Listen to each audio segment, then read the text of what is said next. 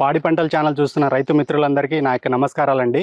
నా పేరు డాక్టర్ ఈకే నాయక్, శాస్త్రవేత్త, ఉద్యాన విభాగం, నిమ్మ చీని పరిశోధనా స్థానం పెట్లూరు యందు నేను వర్క్ చేస్తున్నాను. ముఖ్యంగా మనకి నిమ్మ చీని పరిశోధనా స్థానం పెట్లూరు యందు గత 10-15 సంవత్సరాల నుంచి నర్సరీలో మనం క్వాలిటీ ప్లాంటింగ్ మెటీరియల్ అనేది ప్రొడ్యూస్ చేయడం జరుగుతుందండి. మన తెలుగు రాష్ట్రాల్లో ఎస్పెషల్లీ అనంతపూరు, నెల్లూరు, ప్రకాశము, అదేవిధంగా తెలంగాణ రాష్ట్రం అయినటువంటి నల్గొండ జిల్లాలో కూడా ఈ యొక్క నిమ్మకి చాలా ప్రాధాన్యత ఉంది. సో దాంట్లో ముఖ్యంగా మనకి పెట్లూరు పులుసు నిమ్మ అనే ఒక రకము 2017వ సంవత్సరంలో మన నిమ్మ చీని పరిశోధన స్థానం పెట్లూరు యందు విడుదల చేయడం జరిగింది. నర్సరీలో మనము మొలకలే ప్రొడ్యూస్ చేస్తున్నాము. ఆ మొలకలే ఎందుకంటే పాలిఎంబ్రియానిక్ నేచర్ ఉంటుంది ఇందులో.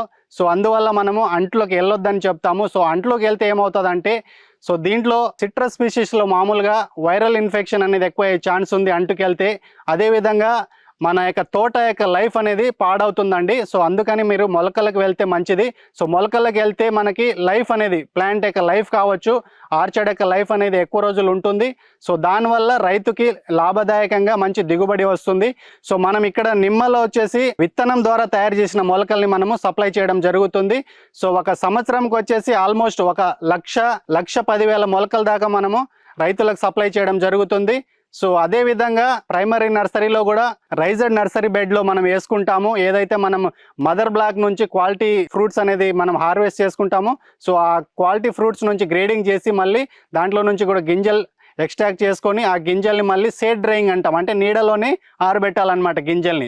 సో ఆరబెట్టిన తర్వాత మనం ఎప్పుడైతే మనం రైజ్డ్ బెడ్ చేసుకుంటామో ఆ రైజ్డ్ బెడ్స్ మీద విత్తనం అనేది మనం పోసుకోవడం జరుగుతుంది. విత్తనం అనేది మనం నేలలో వేసిన తర్వాత మామూలుగా అయితే వేసవి కాలంలో అయితే 15 నుంచి 17 రోజులకి మొలక రావడం జరుగుతుంది.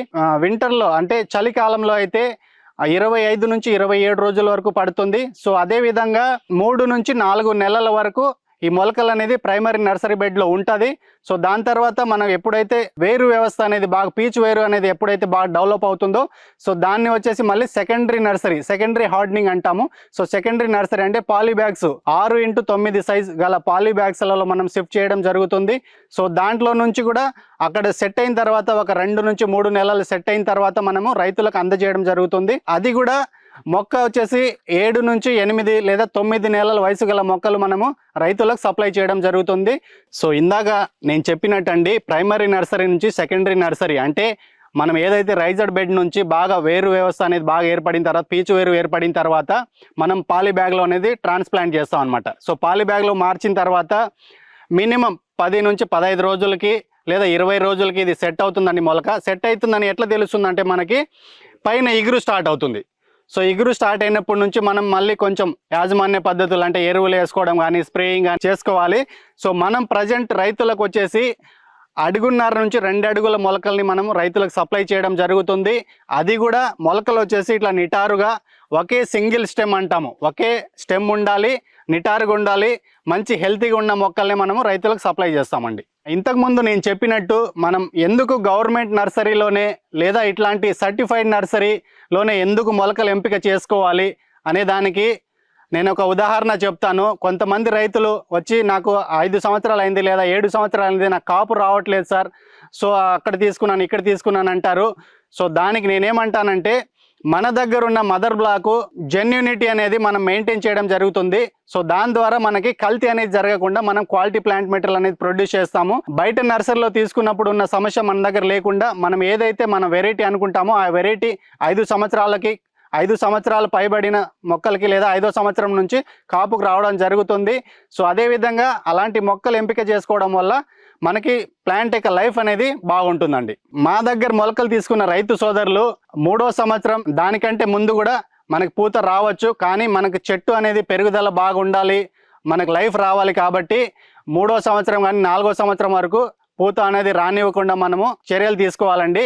సో లేత తోటలలో మనము అంతర పంటలు వేసుకోవడం వల్ల ఈ ఏదైతే నిమ్మ చెట్లలో లేత తోటలలో మనం ఏదైతే అలసందలు కానివ్వండి, మినుములు కానివ్వండి, పెసర్లు కానివ్వండి, లేదా పూల రకాలైనటువంటి బంతి, చామంతి ఇలాంటి పంటలు వేసుకోవడం వల్ల మనకి కూలీ ఖర్చులు తగ్గుతుంది. అదేవిధంగా రైతులకి అధిక ఆదాయం వస్తుంది. సో ఆదాయం వల్ల అతను దాన్ని ఇంకా మెయింటైన్ చేయడానికి పనికి వస్తుంది. ఫస్ట్ 4 సంవత్సరాలు ఇలాంటి అంతర పంటలు వేసుకోవడం వల్ల అతనికి కలిసి వచ్చే అంశం అండి. సో అదే విధంగా నిమ్మ కాకుండా బత్తాయి కూడా మనం ఇక్కడ అంట్లు కట్టడం జరుగుతుంది. సో ఆ బత్తాయిలో కూడా రంగపూర్ వేరు మూలం మీద మనము సాత్గుడి అనే పుల్లని తీసుకొచ్చి అంటు కడతాము. సో అది కూడా ఎక్కడ ఉంటే మనకు తిరుపతిలో స్క్రీన్ హౌస్ ఉంది. ఆ స్క్రీన్ హౌస్లో వైరస్ ఫ్రీ ప్లాంట్ నుంచి మనం కలెక్ట్ చేసిన పుల్ల నుంచే మనము అంటు తీసుకుంటాము. ఆ అంటుని ఇక్కడ అంటు కట్టడం జరుగుతుందండి. సో అది వచ్చేసి మన వేరు మూలం అనేది 6 నెలల వయసు.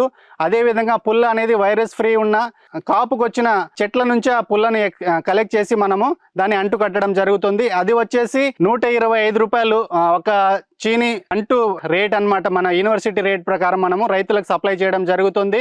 సో అదే విధంగా నిమ్మ చూసుకున్నట్టయితే పెట్లూరు పులుసు నిమ్మ అనేది ఏదైతే మొక్కలు మనం సప్లై చేస్తున్నామో అది వచ్చేసి యూనివర్సిటీ ధర వచ్చేసి 50 రూపాయలండి. ఒక మొలక వచ్చేసి 50 రూపాయలకి మనము రైతులకు ఇవ్వడం జరుగుతుంది. సో ఎవరికైనా రైతు సోదరులకి మంచి క్వాలిటీ ప్లాంటింగ్ మెటీరియల్ కావాలంటే మా స్టేషన్ నిమ్మ చీని పరిశోధన స్థానం పెట్లూరుకి సంప్రదించవలసిందిగా కోరుతున్నామండి.